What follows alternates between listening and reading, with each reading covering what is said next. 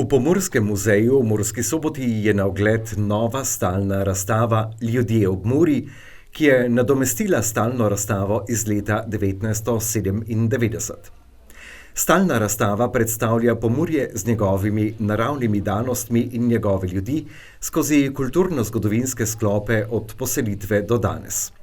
Nosilci različnih kultur, družbenih slojev, političnih in gospodarskih gibanj, Kelti, Rimljani, Slovani, Slovenci, Madžari, Nemci, Turki, Romi, katoličani, protestanti, Judi, vsi so s koščkom svojega življenja ujeti v zbirko muzeja, pojasnjujejo v muzeju. Prenovljeno stalno razstavo so javnosti predstavili direktor muzeja dr. Branko Kerman, muzejska svetnica Jelka Pšajt, muzejski svetovalec Samo Sankovič, muzejska svetnica Metka Fujs in muzejska svetovalka Tamara Andrejek. Prenovo razstave je najprej opisal direktor muzeja dr. Branko Kerman. Kar nekaj časa je trajalo, da smo se prebili skozi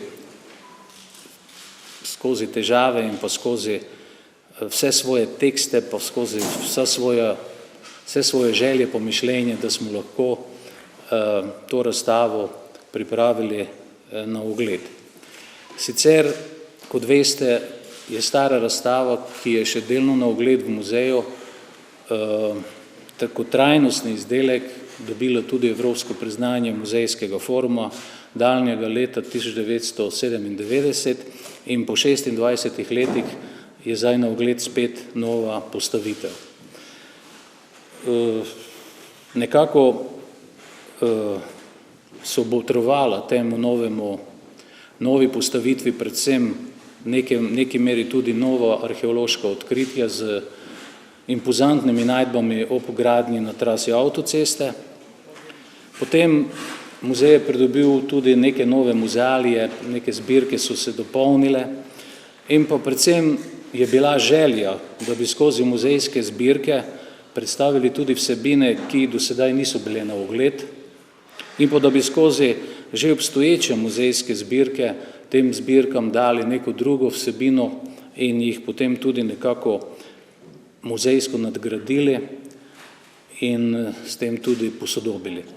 Prenovljeni del je zasnovan v 5 prostorih.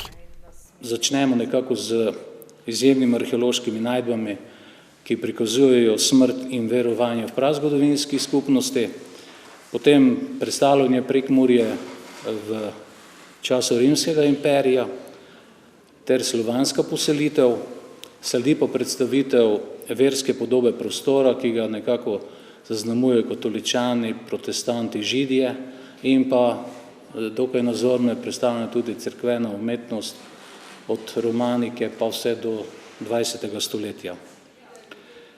Posebej je tudi izpostavljeno krajinske značilnosti pokrajine preko geoloških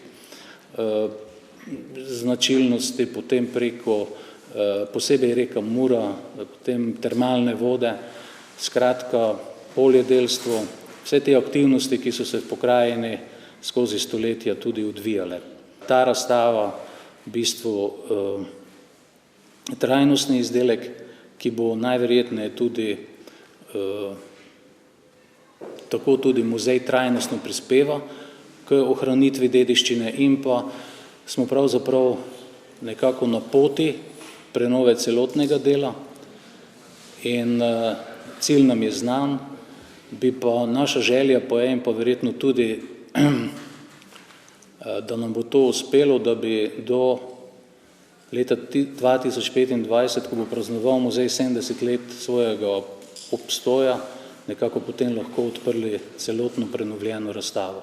Ob direktorju muzeja je kot ena od soavtoric razstave spregovorila še muzejska svetnica Jelka Pšajt, ki meni, da je odgovornost do starejših kolegov, da se spoštljivo obnašajo do tega, kar so uspeli narediti na prvi razstavi, ki je bila tudi nagrajena in je deloma še v zdajšnji postavitvi. In lahko rečem, da smo mogoče kot Plečnik pri Bogojanski cerkvi, torej njegova veličina je bila v tem, da tisto, kar je dobro, staro, torej tisto, kar je staro dobro, tistega ni podiral. In tudi na tej razstavi, kljub temu, da je ogromno novih podatkov, kot je povedal Branko, tudi skozi zgodovinskega vidika, umetnostno-zgodovinskega, etnološkega, se mi zdi, da pa vseeno tudi poskušamo poskrbeti, da tisto, kar je dobro še vedno na stari razstavi, potem tudi to skušamo vklopiti oziroma da ostane tudi še na novejši razstavi. Torej tisto, kar je dobro, kvalitetno, dobro pripoveduje o naši pokrajini, pomurski pokrajini, konec koncev, da to tudi ohranimo na novi, aktualni postavitvi. Pa muzejski svetnici Jelki Pšajt je nekaj besed o razstavi povedala še muzejska svetnica Metka Fujs. 26 let je bilo treba, da smo na nek način, vse smo jo podrli že prej ta del, pa smo dajali notri občasne razstave, pa smo prenavljali salon in tako dalje. Ampak res je dolgo treba, da postaviš skupaj stalno razstavo. Lažje je delati, ko je en avtor, ker ima svojo misel, po svojo idejo, kako, tu pa se moramo na nek način enem drugemu prilagajati in dejansko slediti eni ideji, ki si jo potem na nek način smo jo sprejeli in skozi katero želimo potem, smo postavili ta del razstave in želimo do konca seveda postaviti stalno razstavo. Zdi se mi pomembno, da smo na nek način prvič zdaj zajeli celoten prostor pomurski, torej zato ljudje ob Muri. Prejšnja razstava je nekako bila fokusirana bolj na Prekmurje. Je pa tako, da so nekatere značilnosti, ki so tipične za to pokrajino, rekla protestanti, Židi, Madžari, tudi arheološke najdbe pretežno locirane na območju Prekmurja, zato pač je seveda težko to na nek način uskladiti, ampak se zelo trudimo in pomembno je to, da smo pač odprli neke nove teme iz področja narave, naravne dediščine, kajti za to mi strokovnjakov nimamo. Ob tem se je Fujs zahvalila za sodelovanje predvsem geoarheologu dr. Tomažu Verbiču. Muzejska svetovalka Tamara Andrejek pa je po Fujs razložila, kje so največje spremembe oziroma dopolnitve. Največje število novih pridobitev je pri zbirki arheologija.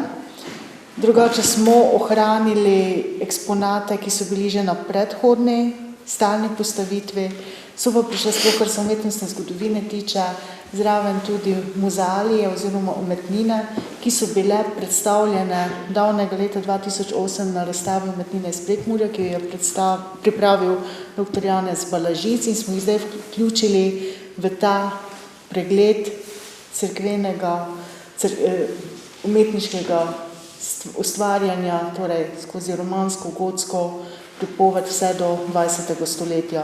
Ta nova stalna razstava ni tako zelo oziroma striktno kronološko predstavljena, kot je bila do zdaj, ko je imel tudi vsak prostor svoje ime povezano z obdobjem, ki ga predstavlja. Recimo tukaj smo zdaj v obdobju baroka, torej 18. stoletje, tam pa stari znakec na vratih na prehodu v naslednji prostor razlaga, da vstopamo v 19. stoletje. Ta nova postavitev bo te striktno kronološke mejnike zabrisala. Največ novosti je torej arheoloških in o tem muzejski svetovalec Samo Sankovič. Prejšnja stalna razstava, ki je bila nagrajena tudi, je bila postavljena tik pred temi velikimi arheološkimi raziskavami, ki so potekale po celotnem Pomurju.